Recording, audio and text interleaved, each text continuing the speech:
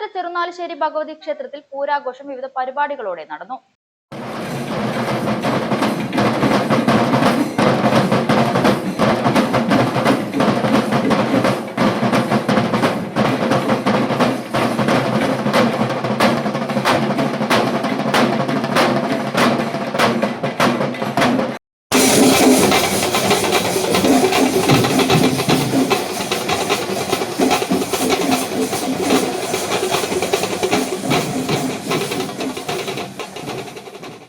വ്യാഴാഴ്ച രാവിലെ മുതൽ വിശേഷാൽ ആൽത്തറമേളം, വൈകിട്ട് 6 മണി മുതൽ വിവിധ ദേശവേലകളായ കൂട്ടല കുതിര, കരിമ്പയിൽ നിന്നുള്ള കാളവേല, പത്തീശ്വരം, CK നഗർ, കയറംകോടം, ചോലപ്പാടം, തെക്കീട്ടിൽ, കിഴക്കൻ ദേശം, പടിഞ്ഞാറൻ ദേശം, വടക്കൻ ദേശം, തെക്കൻ ദേശം എന്നിവിടങ്ങളിൽ നിന്നായി കാള, കുതിര, തിറ, പൂതൻ, ആന, കാവടി, ദേവനൃത്തങ്ങൾ തുടങ്ങിയവ ക്ഷേത്ര മൈതാനിയിൽ സംഗമിച്ചു.